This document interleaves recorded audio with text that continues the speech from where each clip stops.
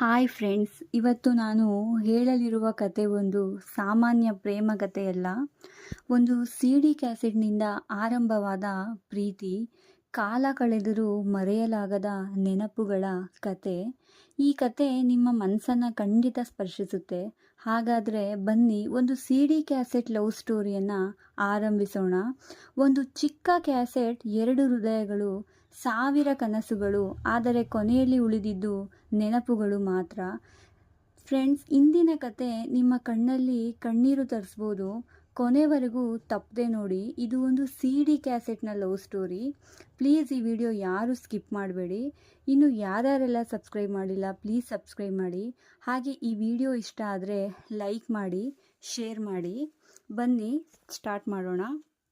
ಒಬ್ಬ ಹುಡುಗ CD ಅಂಗಡಿಯಲ್ಲಿ ಕೆಲಸ ಮಾಡುತ್ತಿರುವ ಹುಡುಗಿಯನ್ನು ತನ್ನ ಪ್ರಾಣಕ್ಕಿಂತ ಹೆಚ್ಚಾಗಿ ಪ್ರೀತಿ ಮಾಡ್ತಾ ಇರ್ತಾನೆ. ಆದರೆ ಅವಳಿಗೆ ಅದು ಗೊತ್ತಿರಲ್ಲ. ಅವಳನ್ನು ಅವನು ನೋಡೋಕ್ಕೋಸ್ಕರ CD ತಗೊಳ್ಳೋ ಥರ ನೆಪ ಮಾಡಿಕೊಂಡು ಪ್ರತಿದಿನ ಹೋಗೋದು, ಒಂದೊಂದು CD ತರೋದು, ಹೀಗೆ ಪ್ರತಿದಿನ ಮಾಡ್ತಾ ಇರ್ತಾನೆ. ಆದರೆ ಆ ಹುಡುಗಿಯಿಂದ ಯಾವುದೇ ರೀತಿಯ ಪ್ರತ್ಯುತ್ತರವಿರೋದಿಲ್ಲ. ಒಂದು ದಿನ ಆ ಹುಡುಗಿ ಒಬ್ಬ ಹುಡುಗನ್ನ ಪ್ರೀತಿ ಮಾಡೋ ವಿಷಯ ಆ ಹುಡುಗಿ ಮನೆಯವರಿಗೆ ಗೊತ್ತಾಗುತ್ತೆ. ಮಗಳ ಆಸೆ ಅಂತ ಅವ್ರ ತಂದೆ ತಾಯಿ ಹುಡುಗನ ಮನೆಗೆ ಹೋಗಿ ಮದುವೆ ವಿಷಯ ಮಾತಾಡಬೇಕು ಅಂತ ಅಂದ್ಕೊತಾರೆ. ಈ ವಿಷಯ ಆ ಹುಡುಗನಿಗೆ ಗೊತ್ತಾಗುತ್ತೆ. ಆದರೆ ಆ ಹುಡುಗ ನಾನೇ, ಅವ್ರ ಅಪ್ಪ ಅಮ್ಮ ನಮ್ಮ ಮನೆಗೆ ಅವ್ರು ಬರೋದು ಅಂತ ಗೊತ್ತಿರಲ್ಲ. ಹುಡುಗನಿಗೆ ತುಂಬಾ ಮನಸ್ಸಿಗೆ ನೋವಾಗಿ ಅಳ್ತಾ ಇರ್ತಾನೆ. ಸಾಯಬೇಕು ಅಂತ ತೀರ್ಮಾನ ಕೂಡ ಮಾಡ್ಕೊಂಡಿರ್ತಾನೆ. ಕೊನೆ ಬಾರಿ ನನ್ನ ಹುಡುಗಿ ಮುಖ ನೋಡಬೇಕು ಅಂತ ಅಂಗಡಿ ಹತ್ರ ಹೋಗ್ತಾನೆ. ಹುಡುಗಿ ಮುಖ ನೋಡಿ, ನಿನ್ನ ಪ್ರೀತಿ ಮಾಡೋನು ತುಂಬ ಅದೃಷ್ಟವಂತ ಕಣೆ ಅಂತ ಮನಸ್ಸಿನಲ್ಲಿ ಅಂದ್ಕೊಳ್ತಾನೆ. ಕೊನೆಯದಾಗಿ ಒಂದು CD ತಗೊಂಡು ಮನೆಗೆ ಬರ್ತಾನೆ. ಅವಳ ನೆನಪಲ್ಲಿ ವಿಷ ಕುಡಿದು ಸಾಯ್ತಾನೆ.